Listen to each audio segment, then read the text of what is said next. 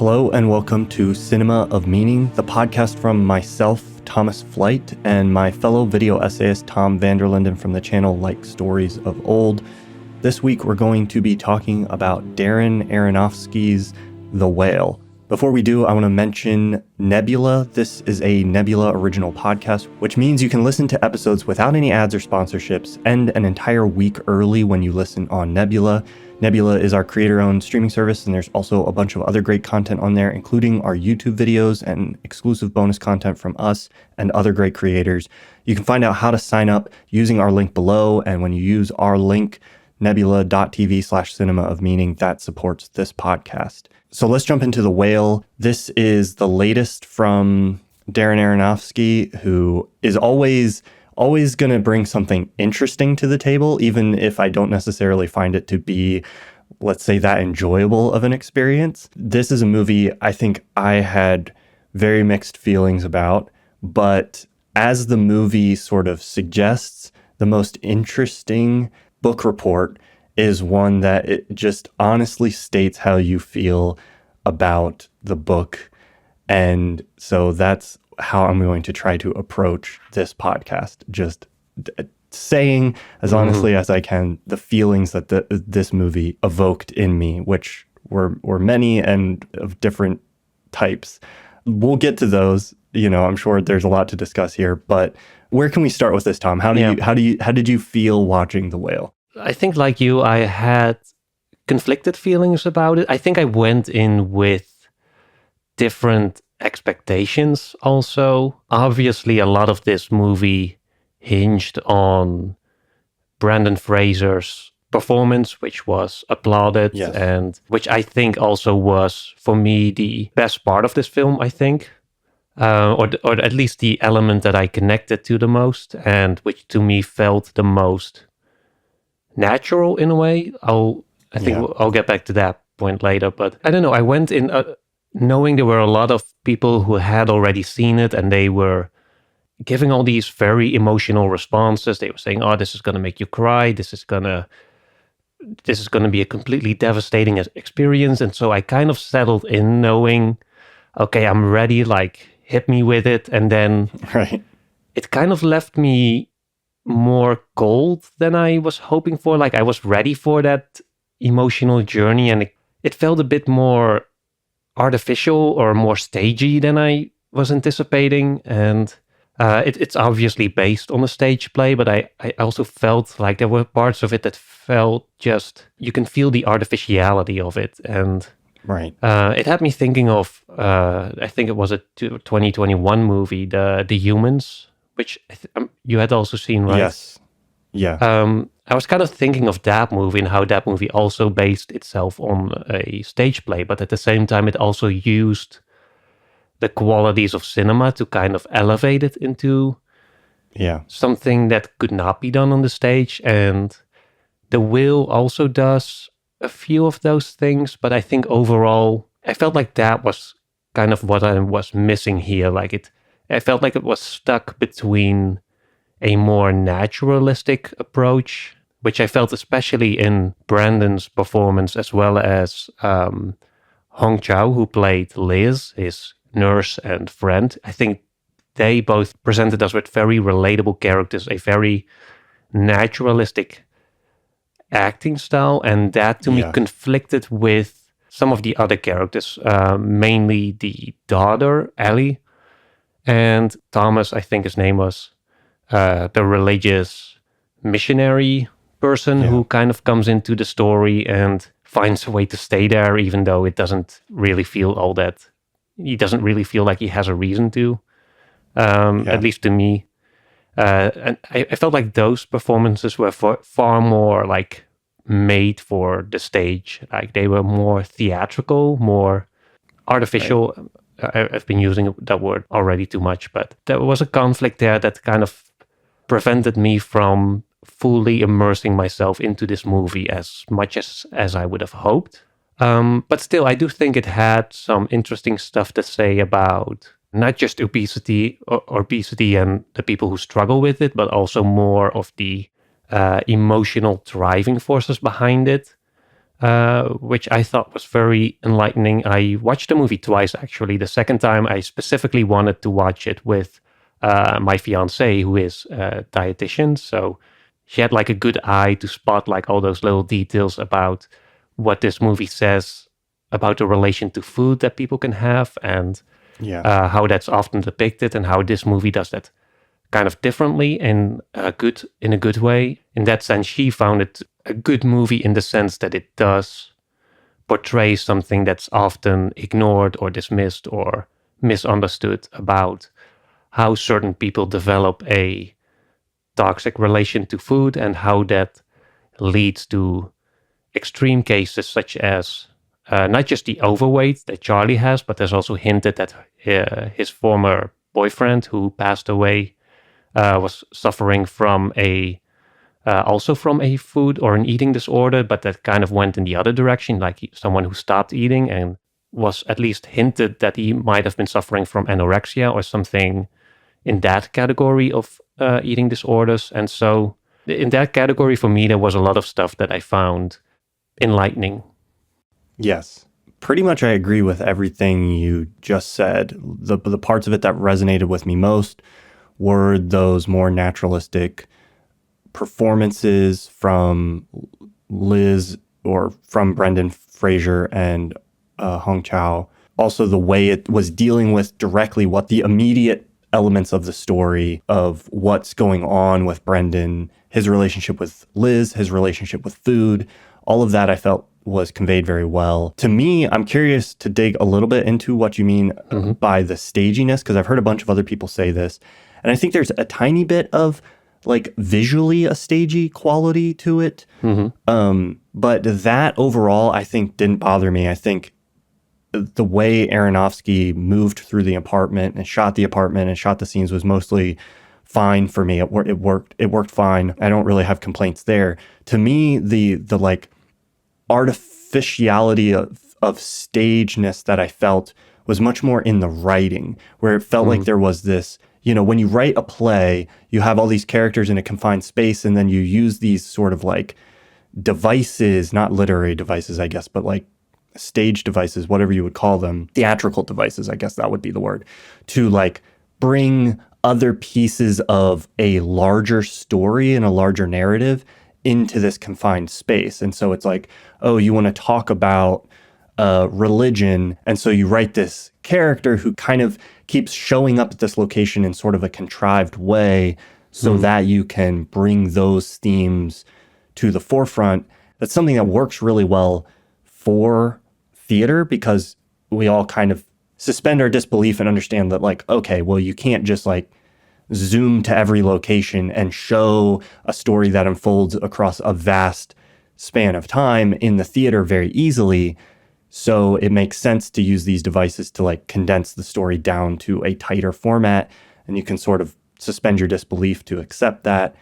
But in a film, the beauty of cinema is that it can do all those things. You can tell the whole story. You can go anywhere you want. You don't have to stay in one little room and bring all the other elements of the story in via exposition. And so when you do that in a movie like this, it ends up feeling a little bit like something is left on the table. But that doesn't mean that a movie confined to a single location or a single space is also not like a valid thing to explore in cinema. You can do that very effectively, but the method for approaching that kind of story in cinema as effectively as possible is going to be different than the one you would use for a stage play. And so like I felt that disconnect, but that was the main place in which I felt it. So I was curious if you felt similarly, or if visually it also was bothersome to you. I think I felt largely the same. The single location isn't what made it feel stagey to me. Like I didn't even notice it until like an hour into the movie that it was just the apartment that it was taking place in. Especially because he did film it kind of naturalistically, kind of in a way that doesn't draw attention to itself. But yeah, for me, it's more the things that you mentioned, the ways that there were some little bits of exposition that, the kind of eye-rolly things where a character goes like, oh, you're my dad. You walked out of my life when I was 8, remember? Like, it's the kind of Right, right. conversation, the exposition hidden in conversation, but hidden in a way that the text becomes something that no person would say to another person in that situation. Yeah. That's like little bits and pieces that you can, I guess that works on a theater where you cannot have a moment where a character walks past a photograph and zooms in on it, like you can do on in cinema to communicate like details visually instead of, because in the stage there's only the one angle that the person is sitting in the seat, and that's the one angle they have on the stage generally. Yeah. I had that a couple of times where I felt like there was stuff in the dialogue that could have been communicated in more cinematic ways. Also, again, mentioning the humans, that movie does some interesting things. That's also taking place in one apartment. Location, yeah. So that's not what bothered me, but I liked the way that movie did, especially towards the end. It kind of went into the subconscious of some of the characters. It kind of found a way to elevate that theatricality into something that I see as purely cinematic in a way that could not be done on the stage. Yeah. Maybe with some lighting effects or something, but not in that exact way. I guess that there's some of that there at the very end where there's this sudden heightened moment of realism, or a kind of subjective, metaphorical ascension. I'm not sure how to describe that very last moment, but we'll get back to that later, I think. Things to me in this movie felt much more like symbolic versus, I think, the humans, the way it's using its location, I would describe way more as expressionistic. Like the location seems to be this externalization of what the characters are experiencing, where in this movie, there's literally a key and then like a locked room that you go into, and that's where kind of the secret past is that's revealed. So I think some of that is, going to be taste or preference or sensibility. But yeah, it definitely is. It feels like it's kind of operating in a different mode. Yeah. All that to say, I think being kind of critical here. I want to say, at least for myself, I didn't not enjoy this movie. I think I feel the need to kind of put all this stuff up front because I didn't have the sort of intense emotional response to this movie that I think it sounds like a decent amount of people have. Reading reviews online, it looked like there was a lot of people who were either like, this is a 4 or 5 star, or they kind of hated it. I didn't really feel like I fell on either extreme, but I definitely didn't have this sort of like intense response to it that some people have. These kind of critiques or things that I'm mentioning are less of like, this is why this is a bad movie, and more because I don't think it is. It's more of an attempt to explore why it didn't quite connect with me personally in the way that I think it did with some other people. Yeah, exactly. I had the same. For me, that's the kind of, because that's the staginess, it's kind of a nitpick, but like it didn't diminish the thematic content of the movie for me so much but it did kind of prevent my emotional investment in a way that I hoped it wouldn't have. And my last point on that note is that I think by far the worst scene for me is the one where Thomas comes in and Ellie is kind of torturing him with all these weird demands and threats that she makes. And then they kind of, that to me is the most artificial bit, where they Thomas runs into the forbidden room, and then he goes on his like sad monologue, and he leans against the door, and Ellie leans against the door on the other side. And that, to me, nothing about that felt like the behavior of two human beings who in that situation. And I think Ellie also, she was just so weird in a way that, I get what she was supposed to represent, but at the same time, even in that context, I felt I just had so much trouble to empathize with her deal, basically, like what was her intent at any given moment.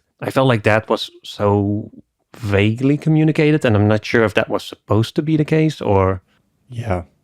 Some of that, I think, is going to lead us into discussing kind of the themes, what this movie is saying, all of that, which I want to get into. But one of the things I felt with her character is kind of by the time we get to the reveal of, oh, she's collecting all this information about Thomas, and then she like puts that out onto the internet, and then that kind of frees him in a sense, seems to be the implication, and who he is secretly is sort of revealed openly. He decides to go back to his family, and Charlie realizes that all of this has happened, and this is one of the reasons he is like, oh, my daughter is so great. She's a great person. She's telling the truth. And that is kind of this ultimately transcendent thing. It seems like in his view, I want to get into that. I want to ask you about that specifically. But as that's all kind of happening, by the time we got to that point, I was like, okay, her character feels more like she's being motivated by kind of thematically where the story needs to go than motivations that I can actually understand on a human level. Her character felt like she was doing certain things because the story needed to hit certain symbolic thematic beats or whatever to kind of put together the argument that it was trying to make. And so I felt that most heavily with her character, a little bit with Thomas. And then I think the other characters felt a little bit more like they had grounded real world human motivations that I could kind of relate to in some way a little bit. Should we just start like with the basic premise of the story and then see like where each character begins and where they end up and how well it all gels together? Yes, yeah. Because basically the premise or like the opening scene, we see Charlie, this severely overweight man, having a heart attack basically, and that's kind of the jumping off point for the rest of the story where he comes to realize, oh, I probably don't have much time anymore. Like he has a blood pressure that's raising all kinds of red flags and basically has to have him call 911 immediately, which he doesn't want to do because he doesn't have health insurance. And as we learn a bit later, he does have some money saved up, but he wants to keep that set aside for Ellie to make sure she's set for a little bit after Charlie is gone. We have then Liz is introduced to us. I think we first have Thomas. He kind of stumbles in at that opening scene. He is this, what's the name of his church again? It's not a specific, there's a bunch of churches in America named New Life, and that's not actually a specific like sect of Christianity. So I think it was just a stand-in kind of generically for, I don't know, some more conservative evangelical church. Kind of the end times type. Anyways, he comes in, he helps Charlie out initially. Then we have pretty soon after we're introduced to Liz, who is Charlie's nurse and her friend, basically, as we come to learn later. She is also the sister of Adam, I think his name was, the ex-boyfriend of Charlie who passed away. Or was it Alan? Or Alan? That sounds correct, yeah. Yeah, Alan. So they obviously have a very strong relation to each other. And then the heart attack is also what motivates Charlie to reach out and reconnect with his daughter, which she is very hesitant to. But, like Thomas, she keeps showing up to keep this story afloat, I guess. That's the kind of the theatricality of it again. Right. And that kind of sparks like some thematic discussions. There's a religious discussion, which I personally was completely like uninterested in, like that. There's a discussion on religion that's on the one side driven by this very extremely or at least presented as someone who's just completely brainwashed into the very specific set of ideals of this very specific subset of a religious organization. That to me it never feels like a true discussion of what it means to be religious or what it means to have faith and what the real implications of that are. Like, this is not Ingmar Bergman doing The Seventh Seal or Scorsese doing Silence, these real deep and very confrontational explorations of like the nature of faith. And these kinds of discussions feel more like, oh, we create this straw man so that we can have the other characters sort of own them with facts and logic. And it might be because there's not, that kind of religion isn't really in my culture anymore. So it feels caricatured almost Right. by definition for me. But I can imagine they are still out there somewhere. But, the point of it is I don't feel like this movie is really commenting on religion or faith or God or the kind of divine morality that would flow from that in a really significant way. I'm not sure if you felt differently about it, but... No, I think I felt similarly, and I was thinking about why that is. And because there is a sense in which those kinds of conversations do exist and are real, especially in certain parts of America. And what's depicted in the show here is a very kind of rote, like, the missionary guy is very just like, he doesn't have good arguments for why he believes things. He's just like, well, it's the truth, and you should just, he has this very base level, like, weak ability to sort of argue for his beliefs. And there are people like that. There are people who are just like, I just accept what I was taught. I don't have a deep understanding of that. They can't make an argument for it. And so they just will tell you what they think is the truth and expect you to be interested in that because they're like, I believe it's the truth. So here it is. So that's a real thing. It does exist. And then there are also people who are just like, well, that's bad and I won't have anything to do with that because I've been hurt by it in these ways, which is also a real position. And there's real people who feel like that. And that's the level at which this discussion is happening. So it's kind of a depiction of a real thing. But that to me is, I guess for me, not that interesting because I feel like I've seen it before. And it's like watching people have a bad argument about something is not that, I don't know. I'm just like, there was nothing in those arguments that I hadn't heard. I feel like 10 times in like another movie or Reddit post or in real life or on Twitter or something. I feel like that's the main downside, is that people like that who are very rigid and very limited about the beliefs that they have, they always draw the other person into their like little circle. Like the discussion then always happens on their terms. So you're always left wondering, like having these discussions about, oh, but if God is so good, then why do children die of cancer or whatever? And it's very surface level stuff that doesn't really, for me at least, dive into any real interesting depths or something that we haven't heard before in the way that other movies have done better for me. Yeah. I found much more interesting, because a lot of the religious discussion kind of happens between Liz and Thomas. And I found a lot more interesting the way Charlie seemed to interact with that discussion, which was he kind of just sidestepped it entirely. He was like, oh, I've read the Bible, I have this. But he seemed to be just kind of almost beyond grappling with it. And I found that to be a more interesting depiction than maybe anything else that was going on in regards to religion. And I think it's worth noting here that the religious theme and discussion is a core part of this because the insinuation is that Alan was heavily involved with this church, that this is part of the staginess of it. The missionary is from this church, who Liz is the adopted daughter of the pastor or leader, and then Alan was Liz's brother. And so, but he was gay and was kicked out of the church. And that's kind of the source of all this trauma. The implication is kind of that that's the source of this trauma that leads to Alan killing himself, which is kind of what led to, or maybe not killing himself, but he died. Well, I guess it is there, but he had an eating disorder. Yeah. He ends up dying in some way that isn't explicitly explained. I think it was pretty clear that it was suicide, yeah.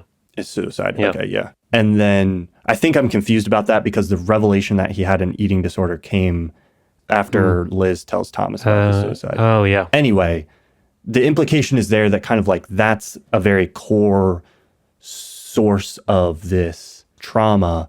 That's an interesting theme to discuss and explore, and a very relevant one to a lot of people. But I didn't feel like this movie delved very deeply into what that actually looks like for people or why that happens, beyond just kind of saying like, this is what happened, and just kind of pointing fingers to the fact that it exists. That was kind of how I felt it was dealing with that layer of things. Yeah, same. It also doesn't feel like there's a strong resolution there. There's that scene where Thomas takes that kind of a sudden turn where he basically tells Charlie to his face that the love that he had with his partner was sinful and probably what led him to his death, which obviously Charlie doesn't take well, and that's when he kind of lashes out. Rightfully so, I can imagine. Like he's kind of he wants to make it clear to him that the love that they had together was as real as the love between any other person. But it doesn't feel like that changes much in Thomas, except for that he does express like that bit of honesty at the end, where he does scream out like, "Oh yeah, you're disgusting," as kind of Charlie may have been suspecting that Thomas was harboring these feelings, but was not expressing them. And I guess that's Charlie's main struggle throughout the movie, that he wants that authenticity, or he wants that honest experiences that he once had with Alan, who saw him for who he was and who had they shared like a real love together. And then it's especially because of his obesity, like people looked at him differently. Now he no longer had those experiences. We haven't even said this, but we are introduced to him by seeing this like Zoom page or something. Like we see this screen where Charlie is lecturing all these students. He's like this online professor. But we see all the webcams of all the students, but the one of Charlie is blacked out. He doesn't have his webcam on. And so he's also kind of hiding from the world until at the very end he also finally is able to step into that more honest way of being again. But yeah, I felt like that was his kind of main struggle after Alan passed. He gained, that had an effect on him. That's why he gained so much weight, which is also an interesting aspect of a lot of eating disorders, that they can be very much like trauma induced. They are not necessarily like, oh, I love food so much, I'm just going to eat more of it. It tends to be a very emotional aspect that some people don't even realize they're doing until they kind of reach this point where it's too late, or where it is bound to get out of control.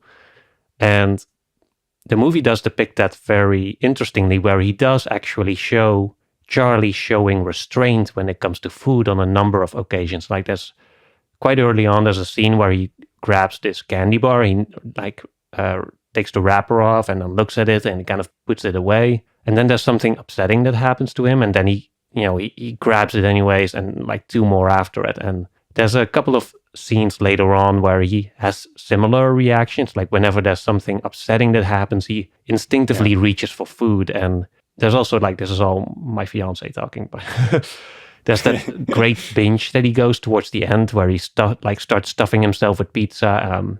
That's the moment I think that happened after he kind of builds this weird relation with the pizza delivery guy, which seems like kind of cute at first, where they have this sort of rapport going, like, oh, I put the money there and he puts the pizzas on the box, and so, or on the, what is it, like the bench. And so they don't have to, because Charlie doesn't want to be seen ordering like double pizzas. Like, there's obviously a stigma attached to the big guy ordering a ton of fast food. And so I can imagine him being like shameful or feeling shameful about it. But the pizza guy, he does seem to kind of reach out. He's like, hey, my name's Dan. And he's like, are you okay in there? And he seems really nice up until the moment that Charlie does finally come out and the pizza guy is still standing there, and he kind of looks and like scoffs at him like, ugh.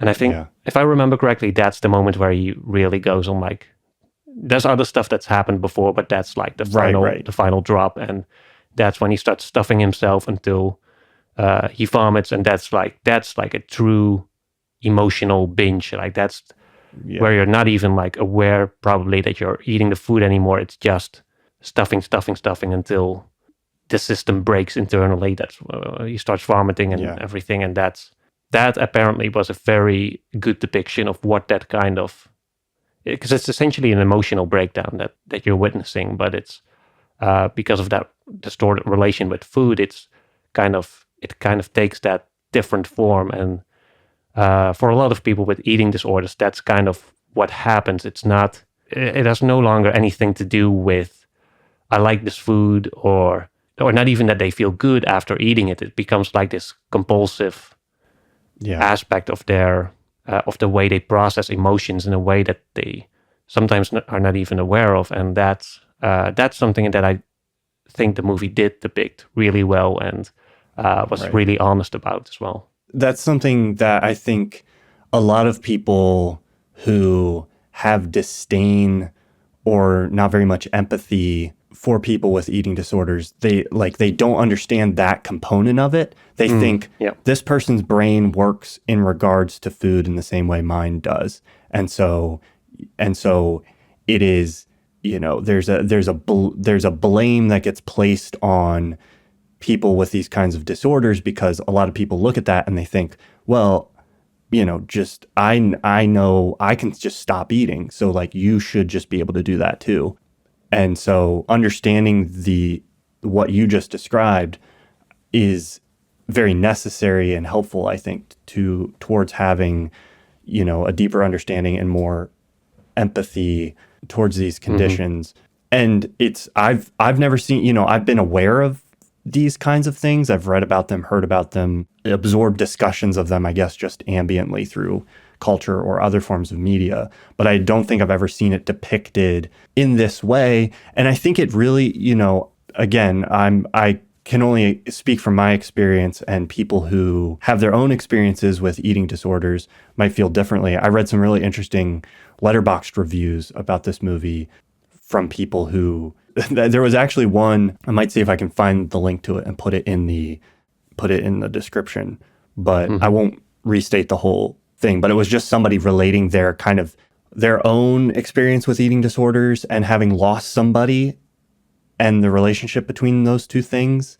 And I read it like immediately after watching the movie, and I was like, their review made me more emotional than the movie had.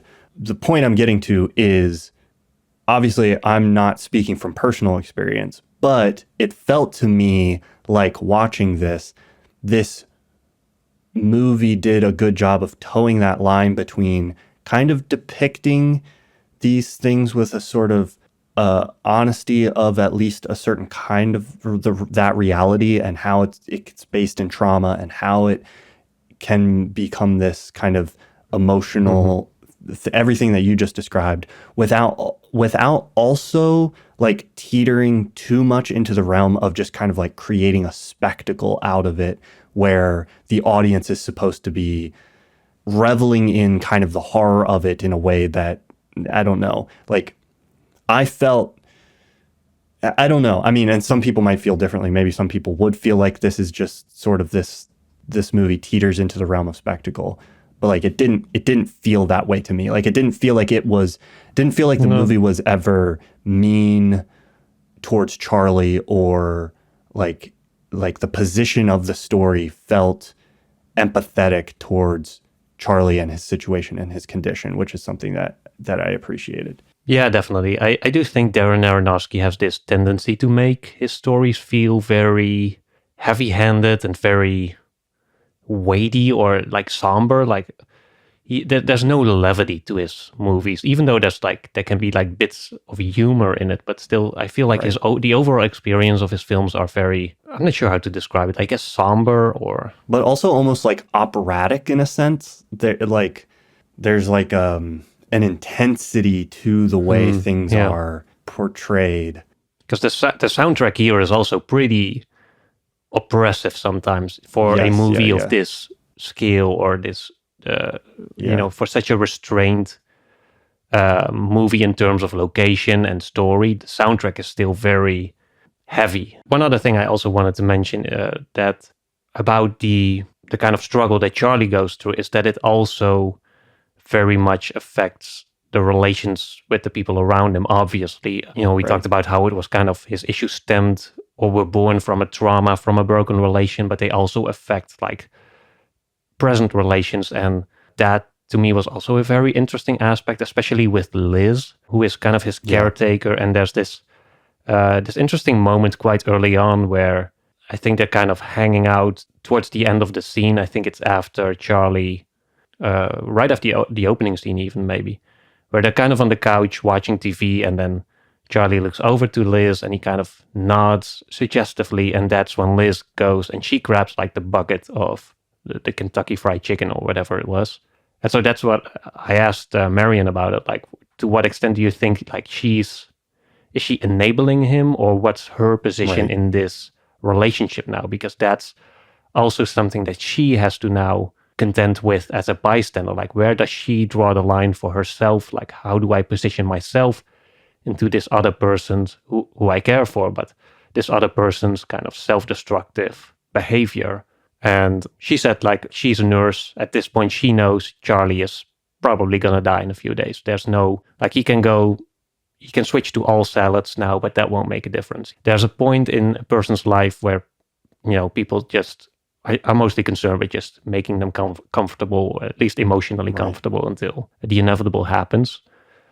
But I did think that was an interesting struggle that I think a lot of people can relate to with a variety of issues. Like, how do you, because obviously when you care for someone, you want the best for them, but if what's best for them is also what makes them unhappy or what causes them distress, then there's a tension there in what it means to help another person.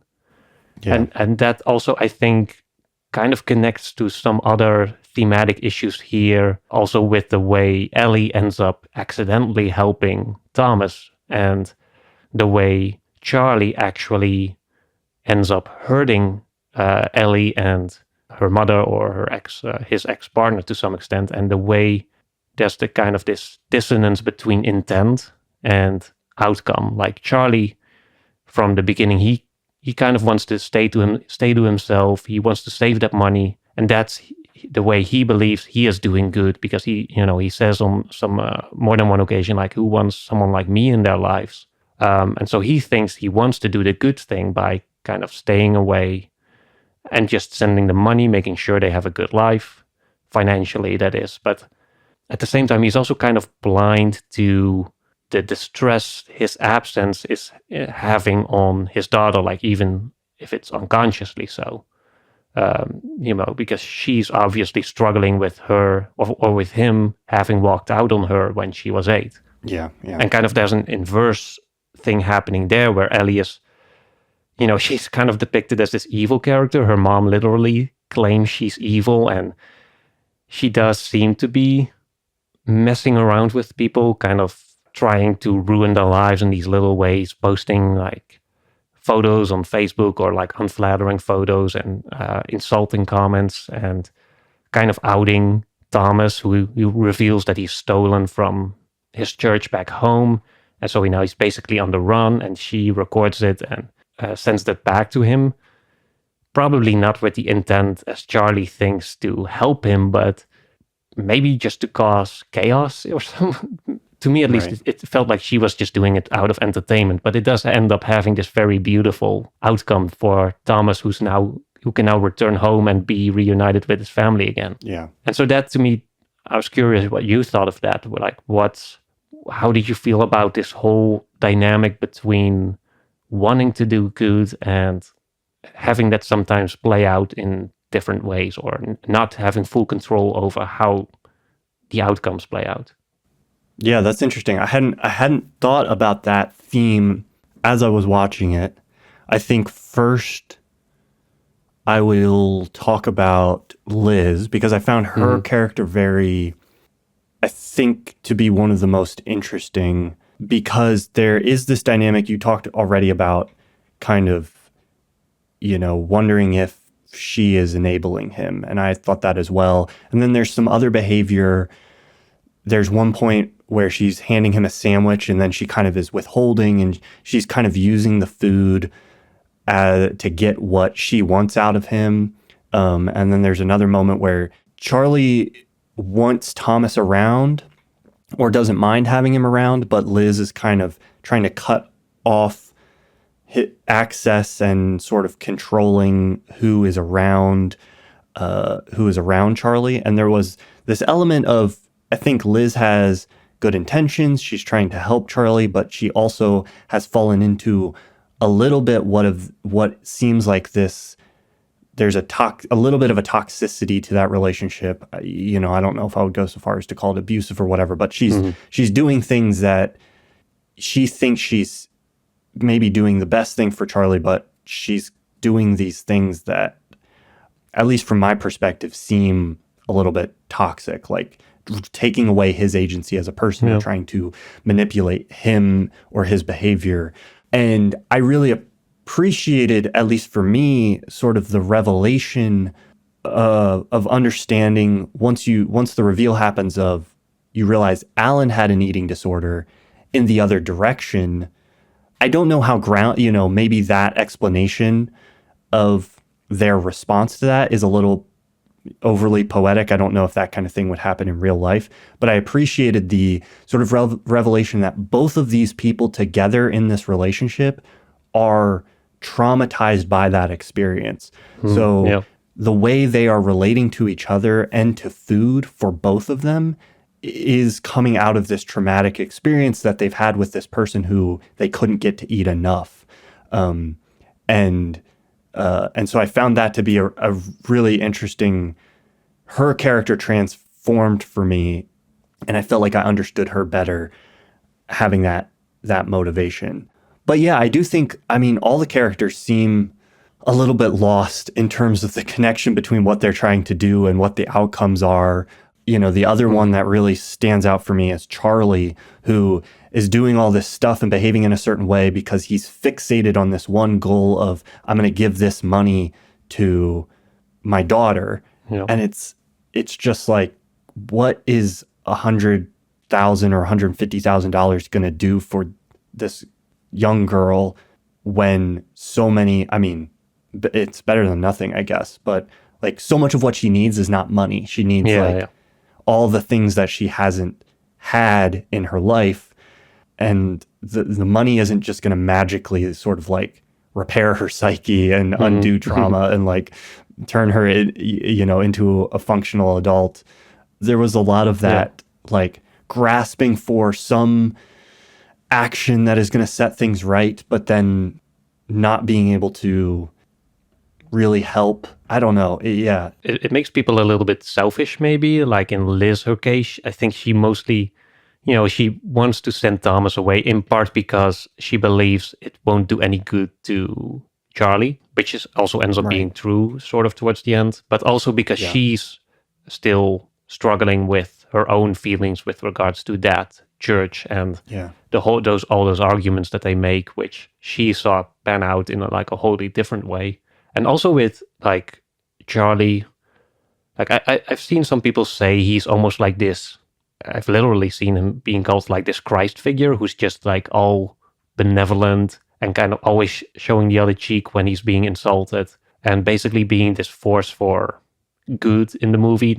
Forever optimistic and believing in having faith in humanity, basically. But at the same time, I felt there was also a kind of self-centered aspect to him. Like he knows he's dying, and so he wants to fix his relationship with his daughter. Like he wants to remind her that she's an amazing person, and he wants to make sure she's all right. But at the same time, he doesn't really take into account that his daughter might not be in that same space yet, that it might take her years for her to come to terms with what he did to her, basically, by walking out. Like she's not given the chance to process that trauma in a way that she wants to. It's not happening on her terms. It has to happen on his terms because now he's the one who's dying. And so he feels that urgency, even though she might not feel the same way. And so I felt like there was a bit of a conflict there between what the thematic struggle was for the daughter. Like I felt like she was still harboring a lot of anger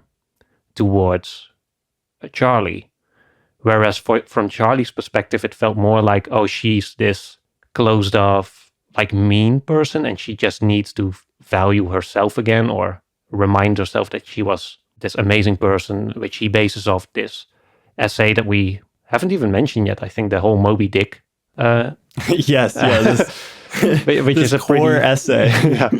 This core metaphor in the movie or almost allegory, but Charlie has this very beautiful essay that he keeps reciting throughout the movie, and at the end it's revealed that it's written by Ellie, and so that's kind of his reminder that there is within her this beautiful person who is very perceptive and who has a great writer and who has a great voice, and she just needs to be reminded of that. But I felt like that was not the main struggle that Ellie was going through at that moment, or not in the way that we presented it. Because to me, it felt like that whole thing that she was going through, at least the surface level stuff, was just the kind of being a teenager stuff. Like no one at that age cares about reading Moby Dick and writing the best essay about it. That's right. Like to me, that part of her development would have played out on its own. Like if she had just been given the time, but and that's why I felt like Charlie was even somewhat invasive in her development by wanting to have that happen now, because he happens to be the one who is dying, to say it rather crudely. And so I'm not sure. Like I'm not entirely critical of it, because I do feel like the very final moment where he has her reading the essay, and then he's apologizing and explaining to her I was in love, I shouldn't have left you. That to me, that's the part of the movie that did genuinely move me for a minute there, even though I felt like the actual ending with the ascension kind of took it away again, because it just, I wish it happened, or I wish it ended on a more natural note. But yeah, so overall that there's a lot of conflict for me with regards to what the actual conflict was about, and the way it kind of, there was some tension between the different characters and what they were going through. But to bring it back to my original point, it does kind of play into the way people who are traumatized also can become concerned with themselves in a way that doesn't always have the best outcomes, even if they have the right intentions to fix it or to do something about it. And that's part of the tragedy of it, I think. But it's just very complicated, and that I guess I do appreciate that about this movie, that it did leave space for those complications to exist, I guess. Right. I think for me, Charlie felt like a very conflicted character, and almost as if I felt almost as if there was a kind of projection there. And what I mean is, he seems to be centering everything on this almost ethic of honesty. What he's valuing above all else is honesty. And that's why the essay is good, because she was being honest. But he's trying to get his students to just write honestly. What makes a good essay is just being able to say what you mean honestly. He's trying to drag out of Thomas sort of what Thomas actually thinks of him. There's all these different suggestions about honesty, but the core struggle that he's dealing with is sort of an inability to be honest, an inability to say what he says at the end to Ellie, an inability to turn on his camera and just kind of reveal what he is. And this maybe even ties to the struggle that Alan would have been going through if it's more of this is implied rather than explicit. But if you're a gay person in a evangelical conservative environment, there's often a struggle with being able to be open about that, and then the backlash and fallout from that, which is kind of what's described with Alan's story. And so that's connected in some way as well. And so the thing at the end is he almost transcends by being able to be honest, and he's trying to push Ellie. Not push Ellie towards honesty, although to some extent, but also affirming that in her and seeing her as the reason she is so beautiful and wonderful in his eyes, it seemed like to me, is because she embodies everything that he feels kind of incapable of doing, which is just being honest. Mm-hmm. So the movie laid all of that out, but then I end up feeling very conflicted watching that play out, because, maybe this is ironic. I just made a video about the Banshees of Inisherin, arguing it's about repressed pain, and we don't talk about our pain, and we're not honest about these things, and that would help a lot if we just did that. It's weird to me when that becomes not a means to an end. Honesty is sort of a means to an end of healing, but sort of like the end in and of itself, which if we just honestly acknowledge what's happening, then I don't know. It just like, I felt very strange about that, even though acceptance, kind of like being truthful about pain and then accepting that, is something that's very important to me as a concept. It felt like it almost doesn't present the whole picture here, or like to become fixated on honesty in that way. It left me with mixed feelings. It clearly doesn't solve anything, because when Thomas has his honest moment where he, instead of like pretending that he wants to help Charlie, he does reveal that he has feelings of disgust towards him, not just because of his physical appearance, but also because of his sexual orientation and all the things that just don't align with his own beliefs. And so I feel like, yeah, that honesty kind of brings that out of into the open, but then what? There's not really much that seems to happen after that, except for that maybe that it's presented as this. Maybe this is the first step we need to take, and then we'll see where the rest goes. But yeah, I agree with you that I felt similarly conflicted about the ending and about what it resolves precisely and what the main takeaway is. Yeah, I'm not sure. Again, if I'm being honest about my feelings, I felt confused, or I felt like unsure of what to make of it. I do get the final image where maybe Darren Aronofsky was going for this juxtaposition where throughout the movie he had all this weight that was like weighing him down, and his body is very much downward organized, right? To say it rather weirdly, and then have that juxtaposed with the end where he's lifted up, and so that's a kind of a movement from going down to going up. You finally move into a space where there's light and sunshine, and we can see. I guess the question I have in my mind is like, is honesty enough to actually, is just honesty enough to actually move you towards that kind of, almost like the way it's depicted is as if it's transcendent. And I'm like, I don't know if honesty on its own is transcendent. I guess that's part of what, and I don't know if that's what the movie is trying to say, but that's what I felt towards the end. And I'm just like, I guess I don't know if I think that's true. Yeah, I think also thinking of Aronofsky's other films, like he deals a lot with obsessive characters and obsessions, and I feel like maybe in that light, like you can see that the movie is more about breaking free from your own obsessive struggles, like whether it's a belief that you have or some other issue that you might be dealing with, but like maybe like at least honesty that serves in kind of helping you face that obsession and maybe freeing you of it. But that would kind of reduce it to more of an individual struggle instead of a more social one, or like a broader take on how we're supposed to interact with each other, or what the best way is to resolve interpersonal conflicts. But it just didn't feel like it had a strong thematic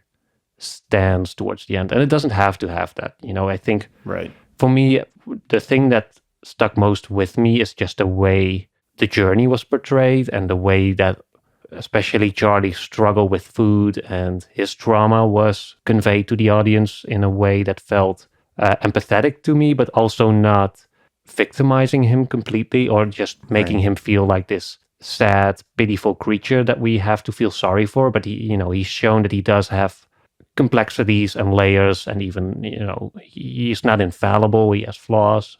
And I think that in itself was the thing that was probably my main takeaway, that there's just the way it humanized Charlie in a way that gave us insight into how different people that we might tend to dismiss for whatever reason, in this case their physical appearance, for being a certain way because of their own fault, basically, and really kind of revealing the layers behind that to see like the deeper emotional struggles that can be broken down to a point that they become relatable to everyone, and that we can connect with them through that way. The movie made me very sad, but not necessarily at the beats that I think were supposed to be sad, More so, I just felt sad because of the world that it depicted.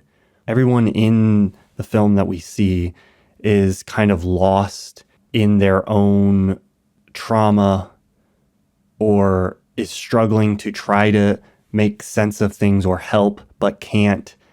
They don't have a lot of agency. No one seems to really be able to make things much better. Charlie's really doing his best, but like everyone he's surrounded by, even like the pizza guy, I was like, oh, the pizza guy, he's such a nice guy. He really cares about this random guy. And then that turned into a moment where it was like, oh, even the pizza guy's corrupted by, disgust or whatever. And I guess you were talking about some people feel like Charlie might be the beacon of, he's the optimistic one. But then even Charlie is, I don't know, I just felt like so sad for all these characters. And it made me feel like this has not been my experience of life. In life, I've gotten to experience what feels like people around me that are able to make things better, or, and it was just like, I felt if people are watching this movie and deeply relating to the situation that these characters are in, I am so saddened by that. And I know that that's a reality for a lot of people. And I wish that it wasn't that way. It's such a bleak scenario, and eking what like light and meaning you can find out of that kind of scenario is incredibly difficult. And I think the movie depicts that, or like an attempt towards that. So I think that's what it's best at. But I don't know. I guess I just felt like deeply empathetic on some level, and it made me want to like be able to call the people who watch this movie who are like, I see myself in this world, in this scenario, and be like, it's not like that. There is, but maybe it is subjectively for some people. It is like that.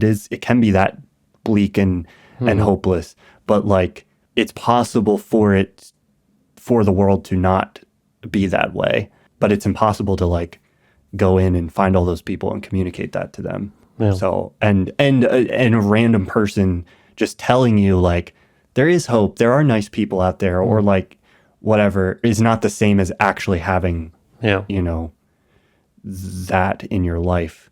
I should caveat that by saying it's not to say like Liz isn't doing some nice things, or Charlie, it's like there are these tiny moments of like love within all the disaster.